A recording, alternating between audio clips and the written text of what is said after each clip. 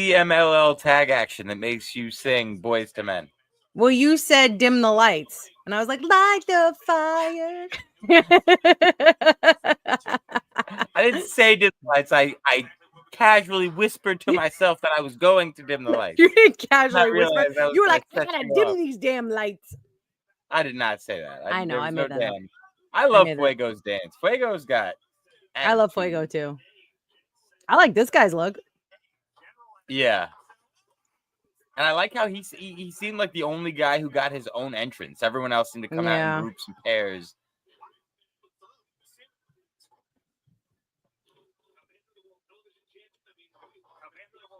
Ooh, that was cool.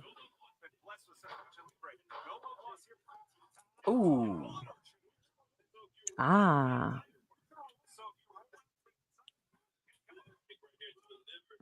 Where are they? Vegas? Yeah. Oh, so yeah, they mentioned that rule you were talking about last week.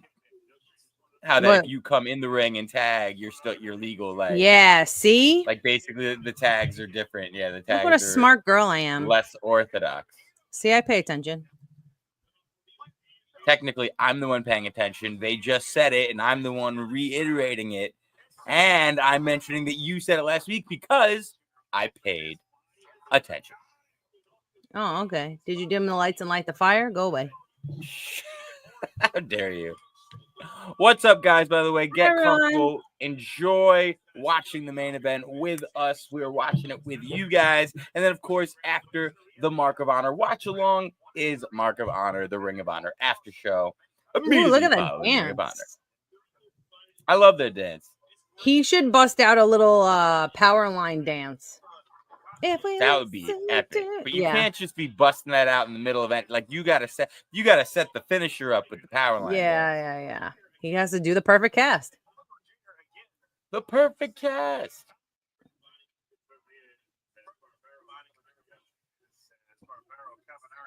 I like how they're just walking around the ring. This is definitely Lucha rules. They're just like, I wish they'd let, like, since CMLL matches seem to be a weekly thing now.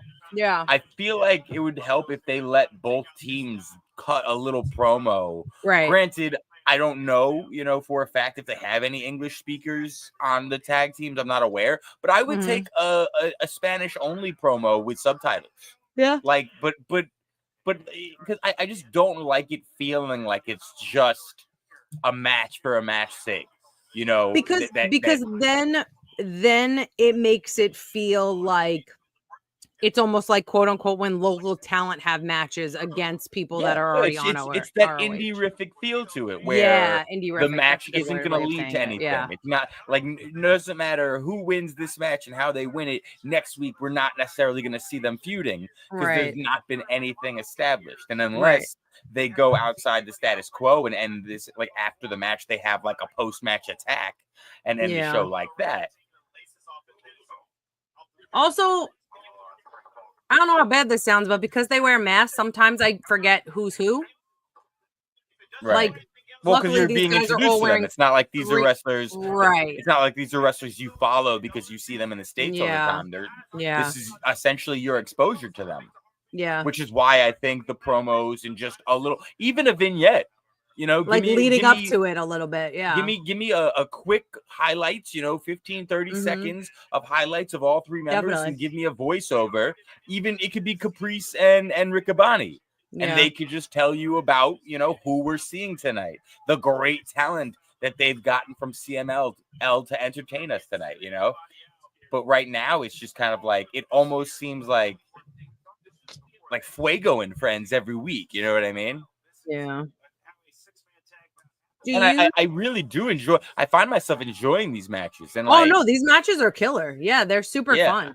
I don't know necessarily they should be main event spot. I'm happy to see it, but I don't necessarily know if it needs to be in the main event spot. Well, that goes hand in hand with what I'm saying here, where it's like if they did those things, it would make it feel more main eventish. 100%. But now it's kind of like, what's the point of these guys getting the coveted main event spot if we don't necessarily know we're going to see them next week? We don't know that this is going to influence next week. They're kind of just, there. And then also we've seen Ring of Honor do this where like it seems like for like 2 to 3 months they get certain talent, use them all the time, then that deal just winds up and then they fly away. And we're just kind of like, oh, well, you dedicated a lot of TV time to someone we don't see anymore. Yeah. They're like a bird. They want to fly away. They don't know where their home is. I don't know how long this AEW CMML LL partnership is, though. We saw they sent some AEW talent over there as well, so it is a bit of a trade. It's an exchange. Every time I see Atlas Jr., all I think is how Kyle Fletcher lost the title on like an indie show, not televised like that. Right. And I'm like, what? I completely forgot that was the Atlas Jr., right? Yeah.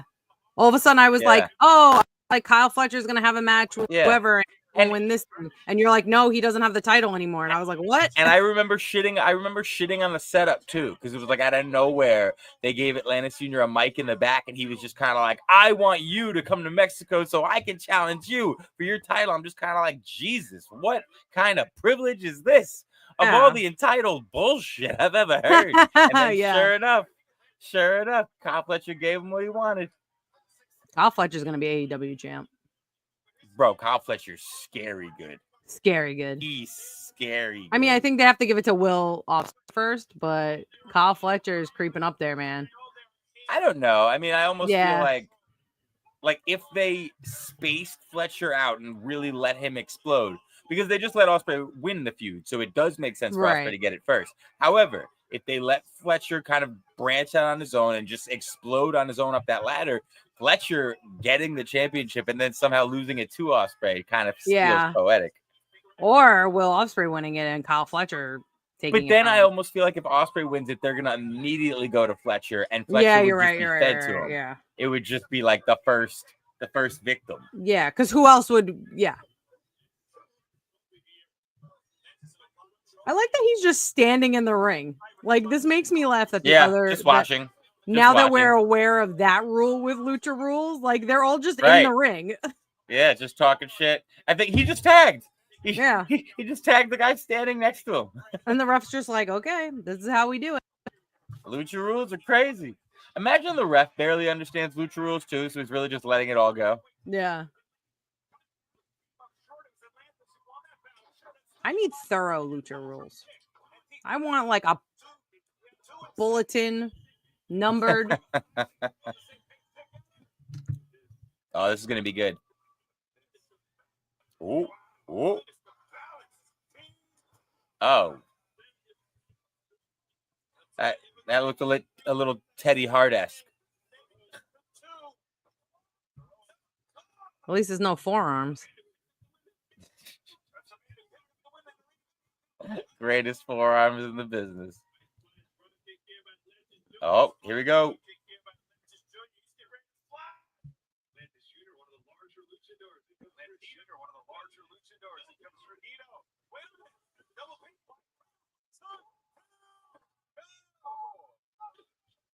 Dos.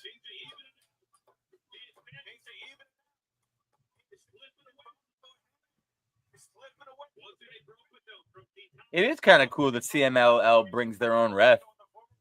Yeah, that is cool.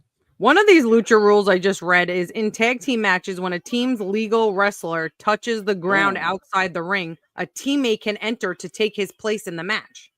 Yeah, I've been noticing that happens also. That's cool. Like that's just rapid action. I just want all the rules. I mean, the more I pay attention to what the rules actually are, Lucha rules tag team matches are pretty exciting. Yeah. Very fun to watch. I don't know how I would feel about it because I feel like I need structure. Right. And rules implemented. I can't just have chaos. Organized chaos.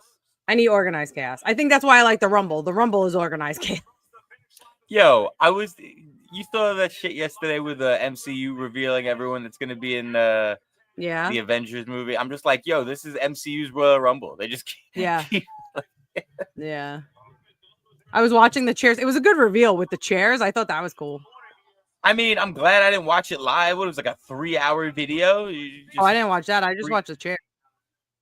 No, the actual chair video, if you go to like Marvel's YouTube page, was like a 3-hour long thing, and it would be a chair, and then it would just be frozen and quiet, and then music would pick up, and then it would move to the next one. No, inaccurate. I don't want that. Unnecessary. Right. I popped when I saw Alan Cumming because I love Nightcrawler and Alan Cumming. Big time, yeah. I big time pop for Cummings.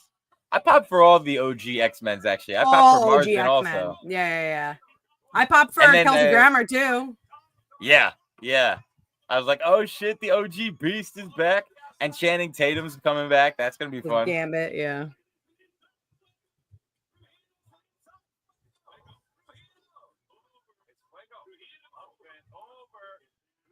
They never really gave Gambit a chance. That's why. Well, they gave it to Riggs just enough for the world to fucking. No, I meant like in the X-Men one. Oh, remember they had Riggs from Friday Night Lights. Imagine Channing Tatum is not playing Gambit. That'd be so funny. Like imagine he plays something else. Like entirely. They're all different because Robert Downey Jr. in one of the comic books, Iron Man is Doomsday, so that makes sense. But imagine it's like an alternate thing. That'd be so funny. But they said he's not like it. Like I don't think anyone in the movie is actually gonna recognize him. Who? Like I feel like it's gonna be in a different universe. It is a different, like yeah. It's a different, right. in a different MC universe. It's So no one's gonna be there. Iron Man is like, Doomsday in one of the alternate ones, yeah. But like we've seen people like Anthony Mackie is gonna be in it. Yeah. You know, so it's like he knows what Iron Man looks like.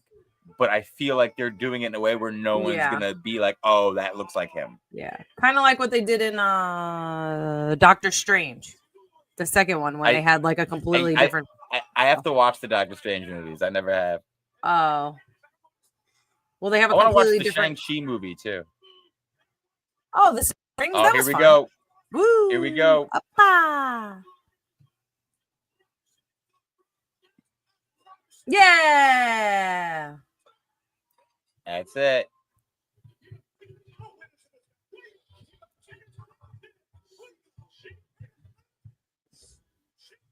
They're so fiery. Fuego, so happy. You should be happy. He reminds me of Curry, man. Yeah, I mean, I think it's the colors and the dancing really doing it for you. Yeah, that's pretty much it. That's exactly right. Yeah. Exactly. Those pants are very Curry manish, though. Yeah, for sure.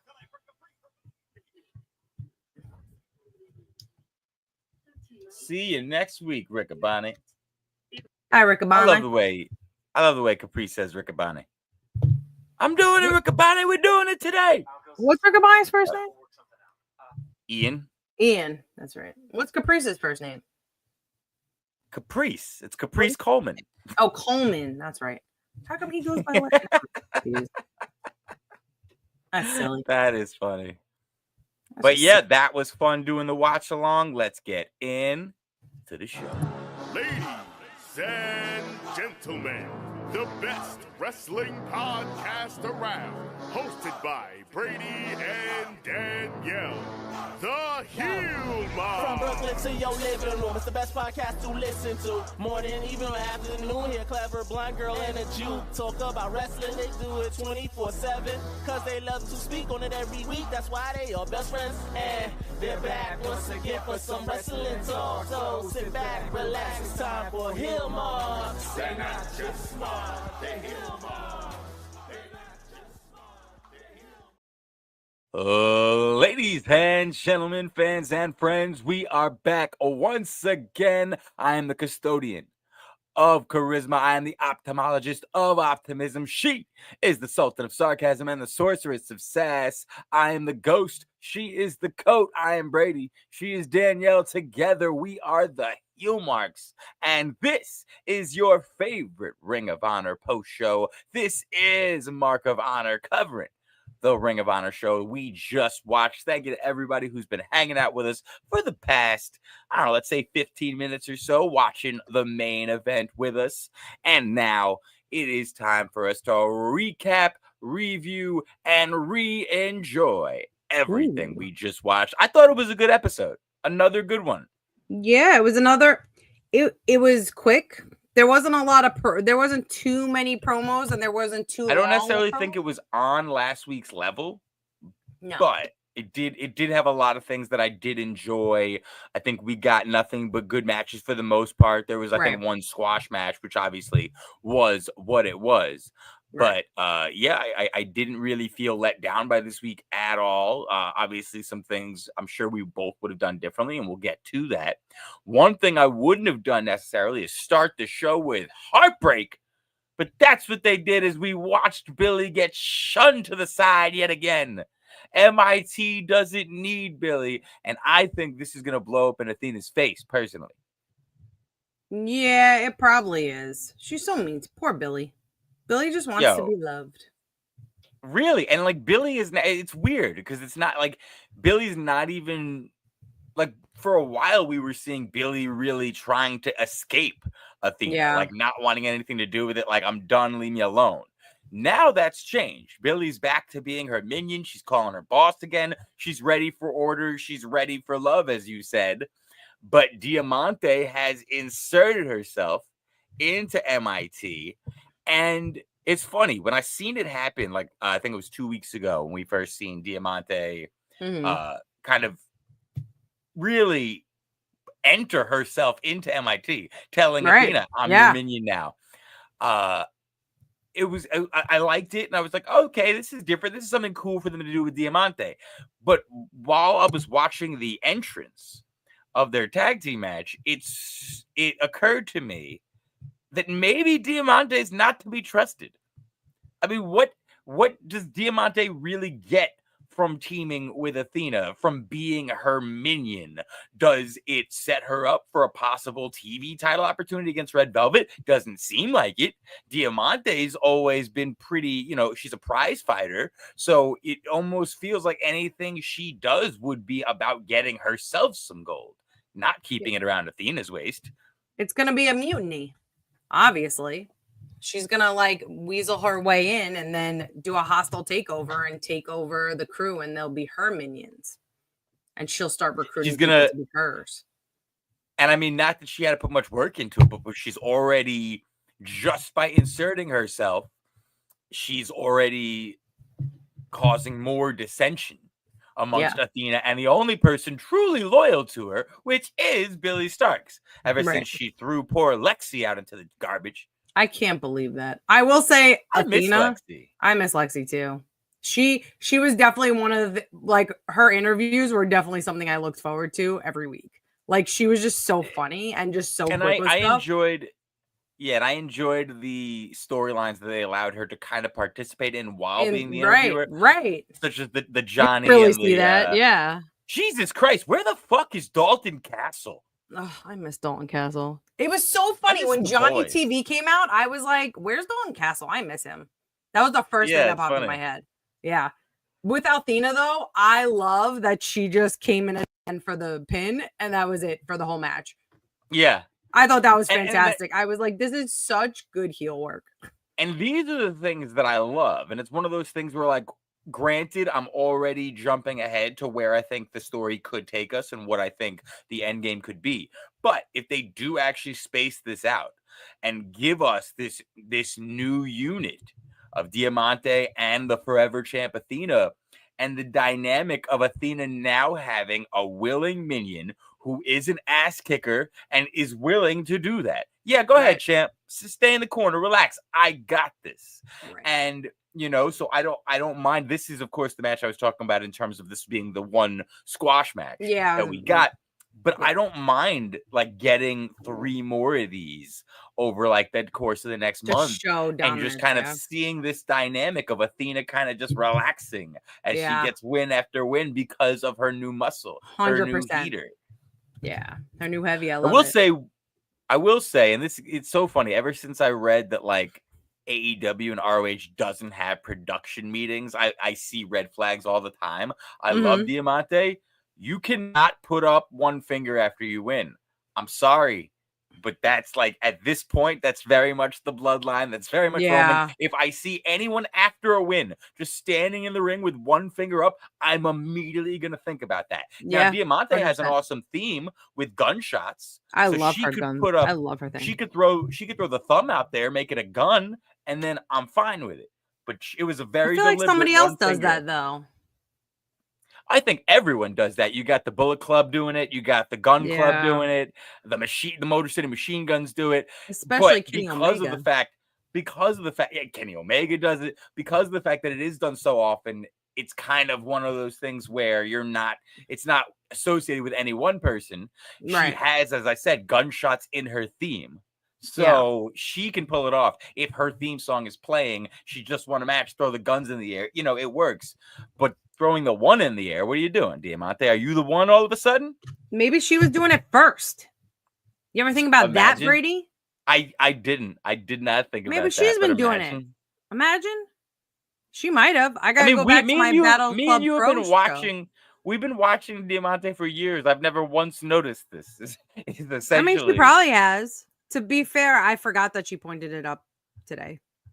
I wasn't really paying attention. I was very apparent of it, only because it was funny watching the difference between what Athena was doing as compared to what Diamante was doing. Right. Where Athena, obviously, as we pointed out, had very little to do with the victory, but was more than willing to stroll. Well, no, but even afterwards to stroll around the ring and bask in her glory. If I can borrow a phrase from a great Keith Lee, we miss you. Oh God, I miss Keith Lee. I was just thinking that because I was thinking of Adam Cole with his boom, and then Keith Lee used to do this, and like everyone's like, "You're copying this one." It's like it was funny. I was thinking of Keith Lee because I stumbled upon a clip earlier today of Swerve doing the moonsault off his chest. Oh yeah, that's a good one. I forgot about that. Bro, I love Swerve in my glory. That was a fun tag team. Yeah, I liked it too. I like Swerve. He's so good. Yeah, me too. But this tag team can be just as fun. I look forward to what they can do with the pieces in place. I look forward to what Billy's response will be to this. Is Athena going to continuously have Billy to the side? Is Billy? I mean, it seemed like on the AEW side of things that they were going to bring Athena and Billy back together, because it seemed whatever Billy and Mercedes was doing was actually to get us to Athena versus Mercedes. Correct. Which means, A, you'd kind of want Athena to be the babyface in that. And B, like I said, you'd want the minions to be united. Granted, me and you have been pointing out mostly off air, but we do point out pretty often that there's a disconnect between what happens on AEW compared to what happens in ROH. And it's sometimes it's just so confusing. For example, if you watched AEW Dynamite yesterday, you saw Lee Johnson, Shoddy Lee, in the corner of Blake Christian. You did not see Shoddy Lee with his tag team partner, Big EJ, who, once again, that's who we see him with on Ring of Honor. We've seen Blake Christian in Ring of Honor without Lee Johnson, but on AEW, they've now got them together. So maybe in AEW side, Billy and Athena are one big happy family. It's literally like the MC universe. It's like the different universe, like Iron Man being Doomsday. It's literally that. It could be one of those things where Billy's kind of like, listen, my minion is basically worthless, but she's still my minion. So nobody shits on my minion but me. So maybe like Athena will just feel like Mercedes actually disrespected her by disrespecting Billy. Maybe. But it still allows her to be like, listen, Billy, you're just making my life more difficult. Like, now I got to handle your mess. Like, Jesus, Billy, just stay to the side. Poor Billy. They could play both sides where Athena's still playing that part, but still not compromising the character we see on Ring of Honor. Right. I love Dark Panther. This guy has grown on me so fast. It's so funny. I knew going in that we were more excited about Akamara. Is that how you say his name? Akamura. Akamura? Is that how you say it? I knew that was supposed to be the focal point of this match. And I knew he was going to lose, but I knew he was the focal point. But I couldn't stop looking at Dark Panther. Like, he's so talented. He's, like you said, he's really grown on me these past couple of weeks. They keep utilizing him so well, and I really enjoy watching his matches. Yeah, no, 100%. I dug how I wasn't really familiar with the story of these two guys, but commentary did a great job catching me up throughout the match, telling me their history together. And then when we see Dark Panther win, attempt to shake his hand, and then Nakamura's like, nah, bro. I love that. Yeah. And listen, I love additional storytelling.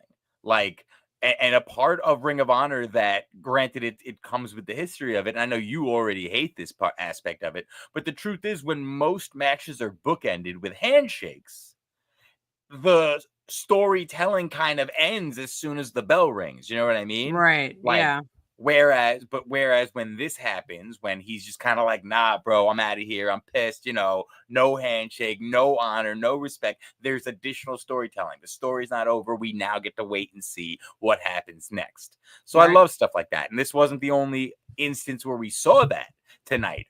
We got that a couple different ways, which is one thing I love. Like, I love when they go outside the box and don't give us the same stuff. And, you know, yeah, you've only got so many continuous stories that you give attention to on a weekly, bi-weekly, monthly basis in Ring of Honor. So it's like, you know, let's take advantage of these opportunities. Oh yeah, absolutely. But Dark Panther's something special. I really like him a lot, and I'm glad we're seeing him so much. So good. Oh, so good. It's interesting. It feels, I don't know why, but it feels like we're getting like less matches. Like, what was our match total tonight? Let's see. We got 1, 2, 3, 4, 5. We got 6 matches total. Yeah.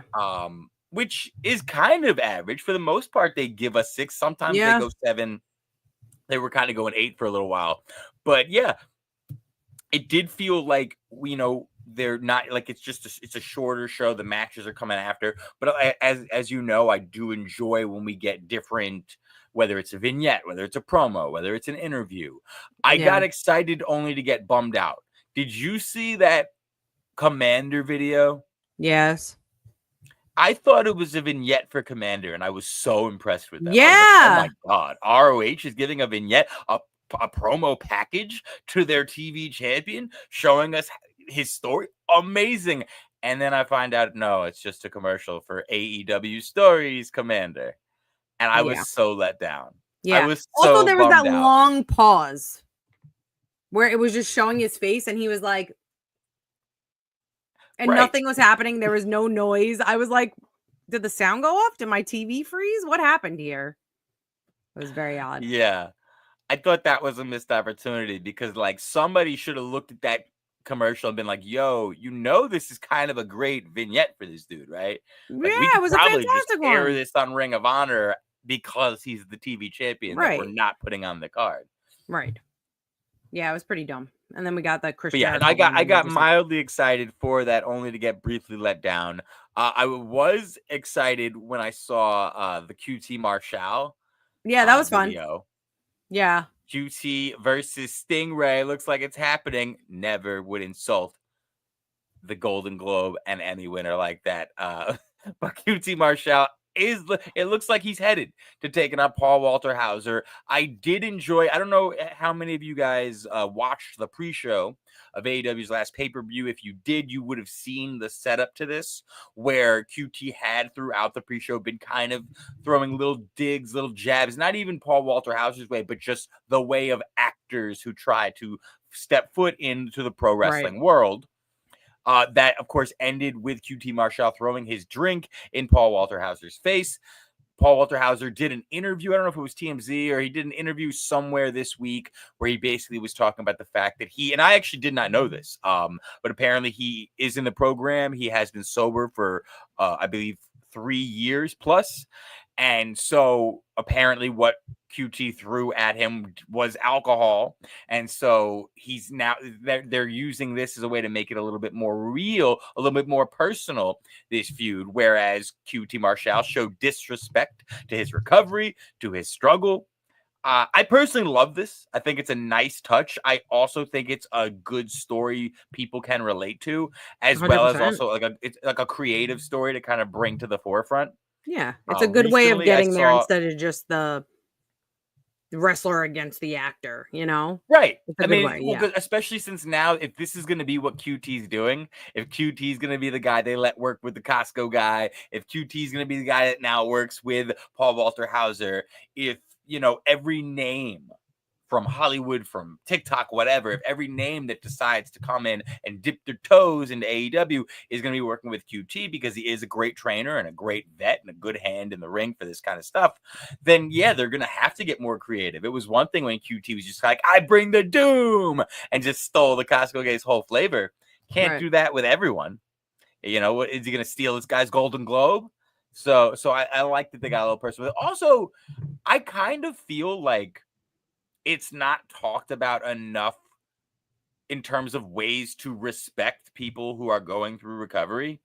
I remember I had to send you a video not too long ago. It was a fucking, of course, don't be surprised, it was Hulk Hogan. Yeah.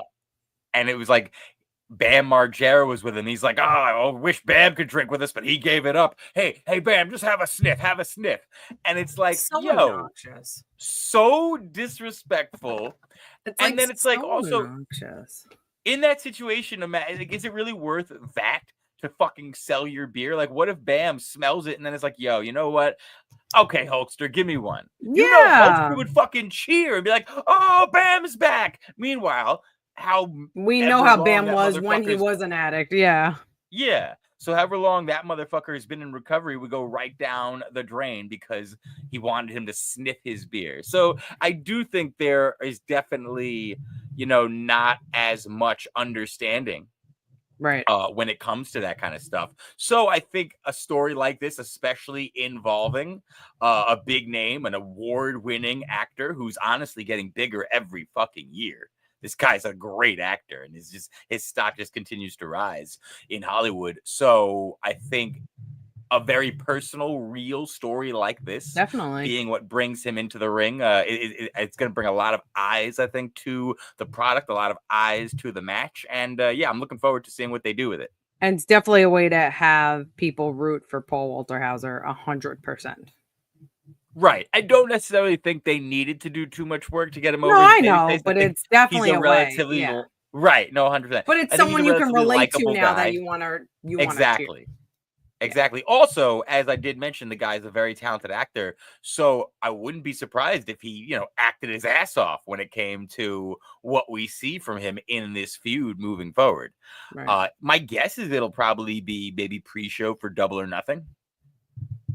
Oh God, Double or Nothing! I forgot about that. Yeah, probably it's coming up. I know it's coming up. Everything's that would be my guess. Even though I'd love to believe that it was going to happen on some form of ROH, maybe the ROH pay-per-view. But my guess is, if I had to guess, I'd say Double or Nothing. Yeah, that makes sense. It does. What doesn't make sense for me is MxM Collection and Johnny TV losing because they are three of the best talents this show has. My one big comment about this match, I felt like it was so fast. Not over quickly, but everything was moving so fast. Bouncing here, doing this, going this way, doing this, and I was like, a part of that is Sammy's style, but a part of that did feel like it was just wait. It was a little rushed. So when I looked down, I think I might have been texting you. And all of a sudden I look up and it's over. And I was like, whoa. I was like, this was a very fast match, but not like a squash match. It was because you know what it was also? That last sequence was a lot of rapid. Someone comes in, hits a big move. Someone goes out. Two people come in. So there was a lot. There was a lot of components going on that were very sped up. Yeah, like the last sequence, I was like, "Whoa!" I was like, "This is this match is so fast." And it's like, listen, it makes sense when you have the tag team champions on one side, especially Dustin Rhodes being a double champion. So it obviously makes sense for them to get the win. But I just think MxM Collection, especially now that they've added Johnny TV and these three guys are actually working as a unit, as a stable, this is where your entertainment is coming from. 100%. MxM Collection and Johnny TV, you need to put them in promos. You need to put them in vignettes. You need to put them on the winning side of matches. And what a great pairing. However, so I was initially such a good pairing. Beautiful Perfect. Pairing. As soon as Johnny TV came out, I was like, perfection. I was like, this is the perfect person to be their third. No, I've been loving them together. Yeah. I will say this though. I was disappointed when they did not win, only because I'm like, oh, where does this go? Like, you just here we go again. lose. Like, Right. but when I saw the post-match attack, I was marking out. Like, this is what I love to see. I love post-match attacks. Continue the story. Here's the thing I didn't like though. It just felt like it was weird because MxM Collection, they have a litany of tag team maneuvers, but in particular, they've got a great tag team finisher.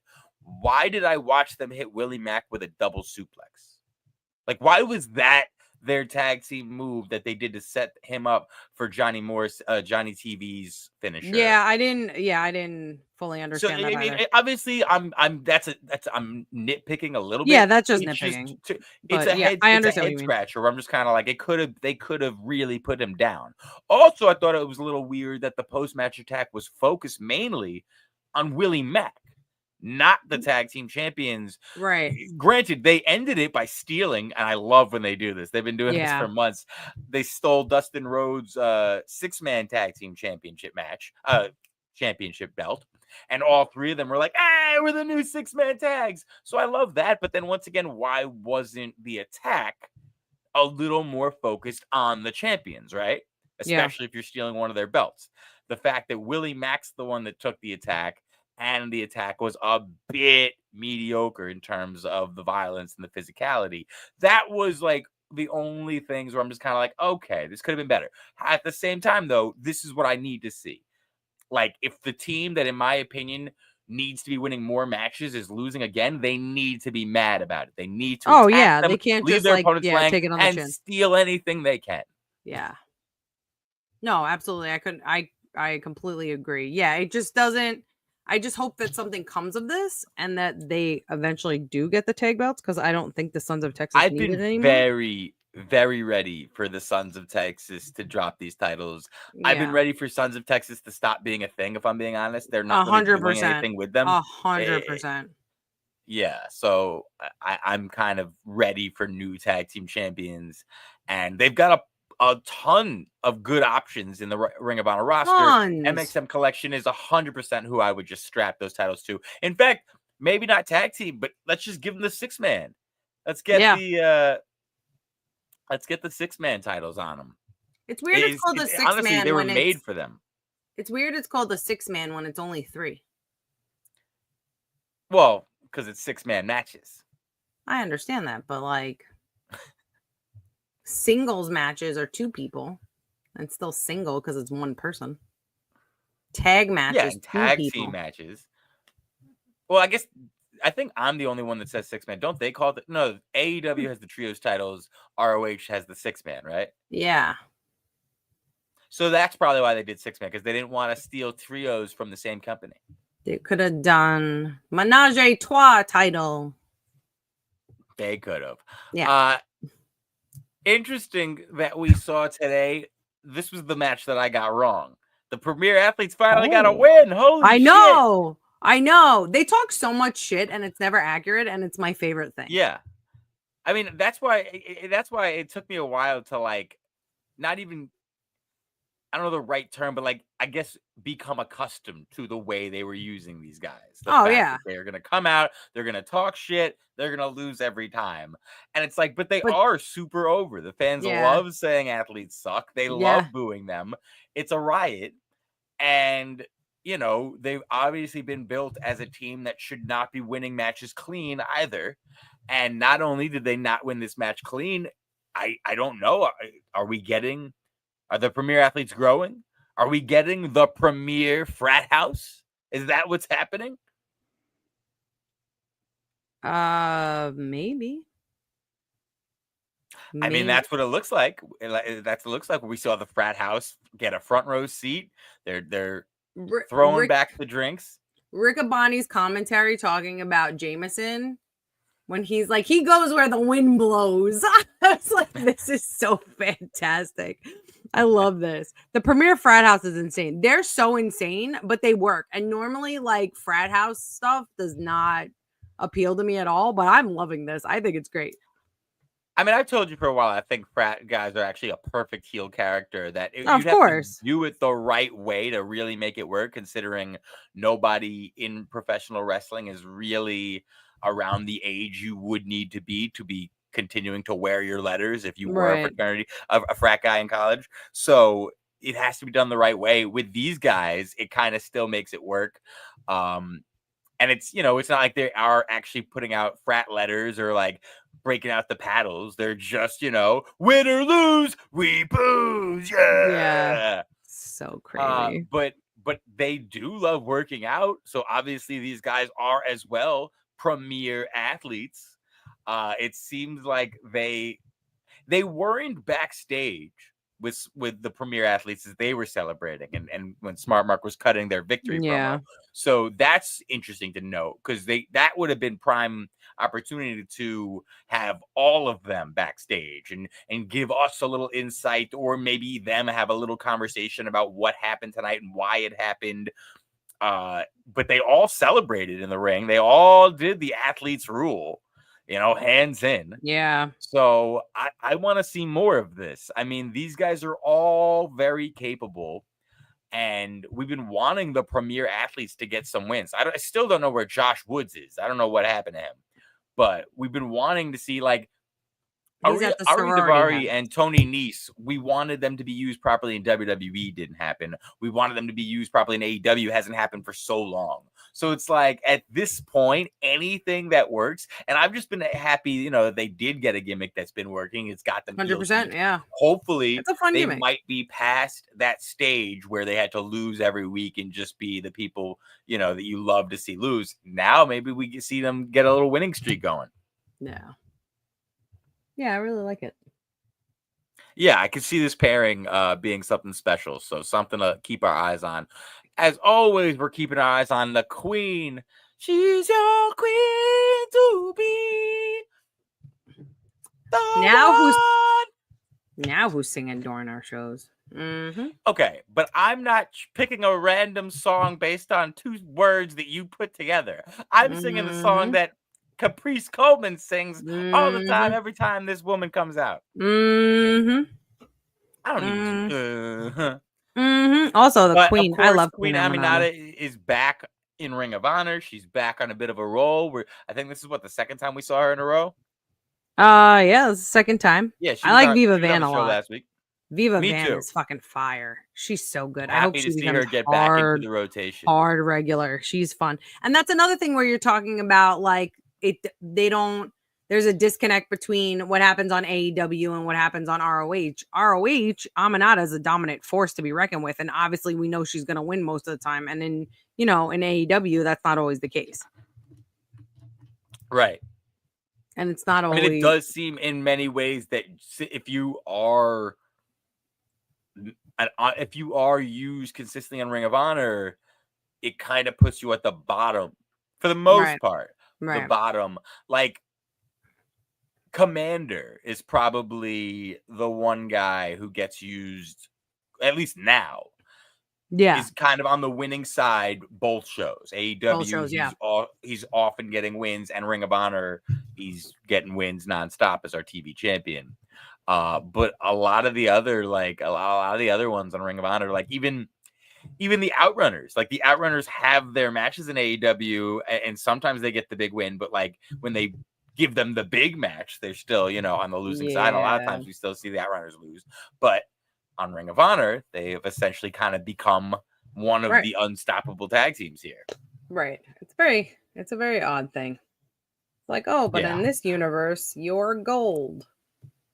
Also, I don't like feeling like these people are just wrestling matches because it's their job. You know, like, for example, when it comes to the women on Ring of Honor, 2 reasons to have matches.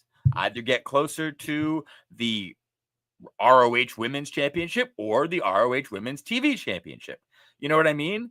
Like, with the men, it's a bit different because there are many different titles and many different divisions that you kind of get in. So any win can somehow get you somewhere. But with this, it's like, Queen, if you're back on Ring of Honor, okay, you're either coming for Athena again, which we haven't seen a hint of, or maybe she should be coming for her old buddy, Red Velvet, Yeah, who last we time. saw was taking over a new leaf, a darker path. Where's the follow-up to that? Where's my heel TV champion talking every week about how she's from your mama's kitchen and you can't smell what she's cooking? Not those words, obviously. Can you not smell what she's cooking because she has no seasoning? I mean, I smell her. You want to know why? Because she the shit. I'm glad you went there. That got me nervous. I was like, I don't know where you're going with this. You know where I got that line from? It's actually from Blue Mountain State when Ray Don Randall says, just want to let everyone know that I'm the shit and they bet to smell it. Yeah. That's like in Bring It On when she's like, I'm the poo, so take a big. Oh, she's like, no, she says, what's her name? Missy's the poo, so take a big whiff. That was such a stupid line. You could tell they wanted to say the shit. If she could have said the shit, that would have been a bar. So stupid.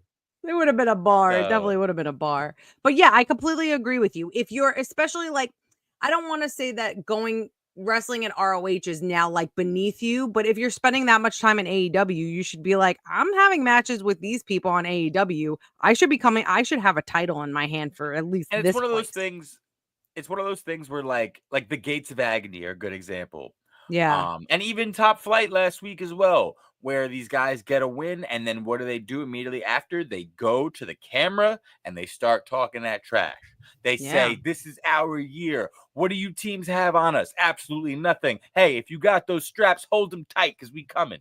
Something like that. So I need that from Queen every time. And for the most part, she does that. She's always very good at wins the match and then talks her trash to the thing. But I feel like with her, she's just, for so long, we've had her rank all the way up here. She needs some gold. She should have won the TV championship. Yeah, I mean, and once again, that's why I would love to see her and Red Velvet, go back to whatever connection they had and now build on that for a feud. Maybe it starts friendly and then Red Velvet takes her out.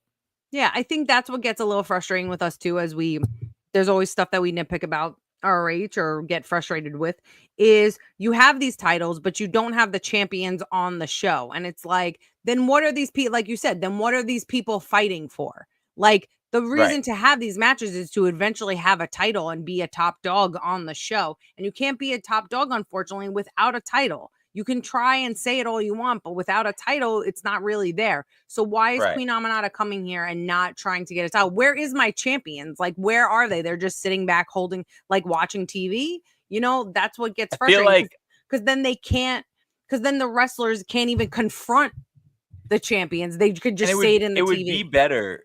It would be better if if maybe the people who were champions weren't necessarily as big of names as the people who hold them, but they're chosen from your list of people that are here at almost every taping.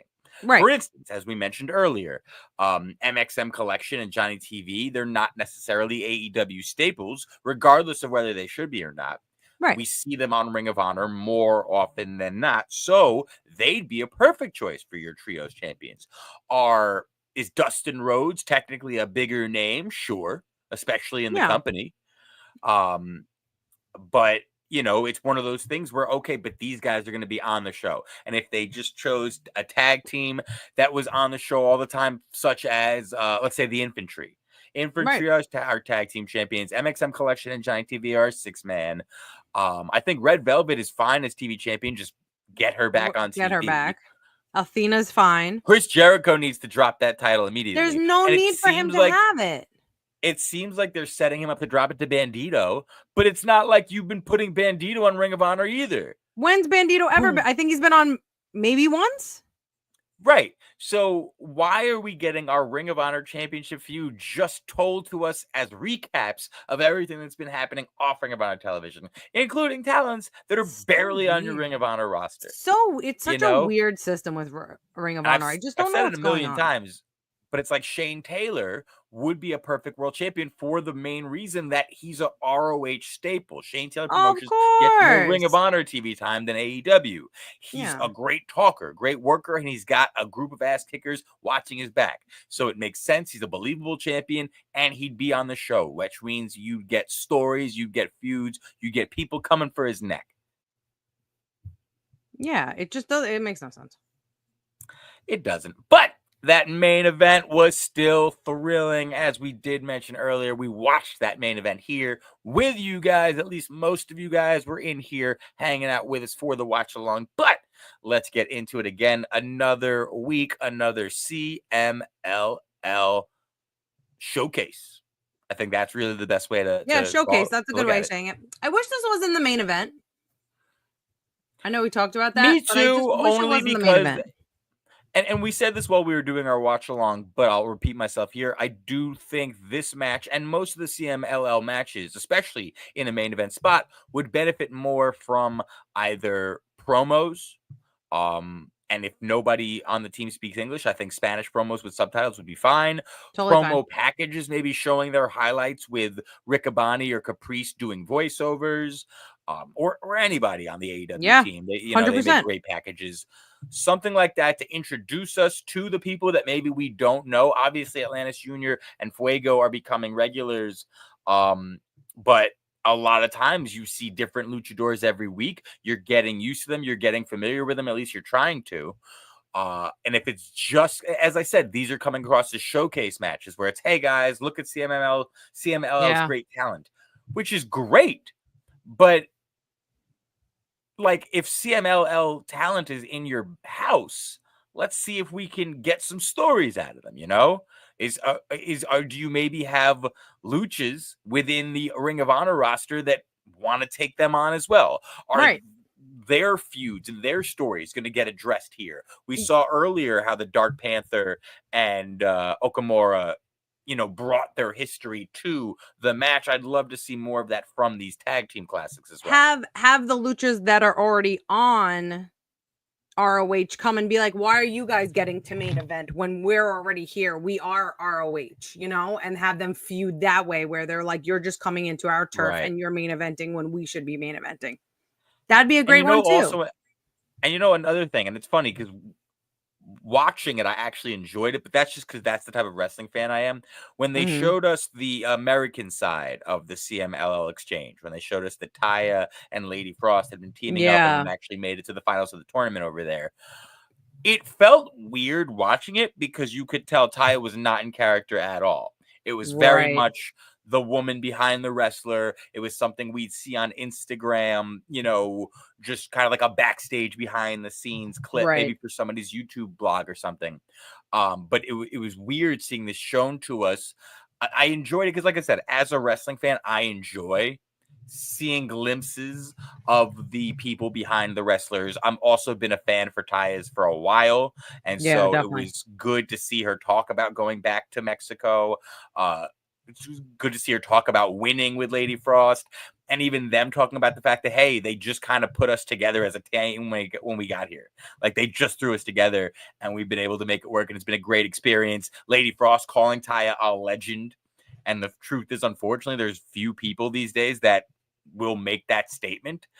So I loved seeing Taya get that praise from her, and kind of tear up a little bit for a second. With that said, though, as much as I enjoyed that, it kind of just makes me, it's another thing on the side of CMLL. Their involvement is not, it's almost like it's not in the ROH universe. Right. You know what I mean? It's just the action. It's just the wrestlers. This is a break from your programming to see this action from talents from this place. And so I feel like we're not going to actually get stories. We're not going to get, a title match for any of these guys. It's not very much in the character and in the same universe. So to your point, because of that, I have to agree, this probably shouldn't have been the main event. When I saw the card, I actually thought that the main event was going to be Sons of Texas and Willie Mack versus MxM Collection Johnny TV. And considering that ended with a post-match attack and theft grand theft of a championship. I think that probably could have. Maybe they would have thrown an extra 5 minutes to that match, and then that match could have main evented. But match quality, I thought this was a banger great of a match. main event. Yeah, and I think that's why they went for it. Yeah, right. It's just the placement for me. I just feel like some weeks they'll end the show with like a great storyline developing attack, and sometimes they'll just end it with a match. Wasn't there one where like Adam Cole came out? Remember that? Like, and we were like, "Whoa, what's happening here?" That was a big time, holy shit, our Ring of Honor ending, and it went nowhere. I will say I'm very thankful they got rid of doing the flashback matches. Oh God, me too. I'm knocking on wood just in case, but I'm so glad they got rid of that. I feel like they replaced them with the CMLL matches. I'm okay with that then. I'll take that over anything else. Right. And I think that's kind of also why it has that similar effect where it is a break from the show. Yeah. It's just not a random match that you could have watched. It's here. It's a brand new match happening. It just maybe doesn't have as much to do with everything else you're seeing throughout the program. Right. But once again, I understand our argument, but when you look, and I'm just looking at them now, these 6 men. Oh yeah, they're hard phenomenal. not to put them as. It is hard not to look at that match and say, yeah, this probably should be our main event. I mean, I guess, but they're not ROH people, and that's how I feel about that. You know what I mean? Right. No, it's an indie. Like I said, it's the indie-rific side of the Ring of Honor. That's the only reason. Not have them on the card. I'm not saying they have to like. Right. No. This would have been an awesome opener. Yeah. Right. Really start that show off right. Yeah. But I will say ROH hasn't our complaints have been getting less and less, so that's a little good. Right. A lot of things we do want more of, like storytelling, like attacks, contenders. We are getting them. Like I said, I thought this was a bit of a step back from last week. Last week we were pretty thoroughly impressed throughout most of it. Yes. But like I said, we have been noticing a lot of the things we want to see more. We've been getting them. We've been noticing positive changes, and it's always fun to see Athena, the forever champion. Yeah, and Queen Aminata showing that she's the best in the world, because Athena didn't even break a sweat getting that win. That would be me. I'd make you do everything, and then I go and I'd be like, I get the tag.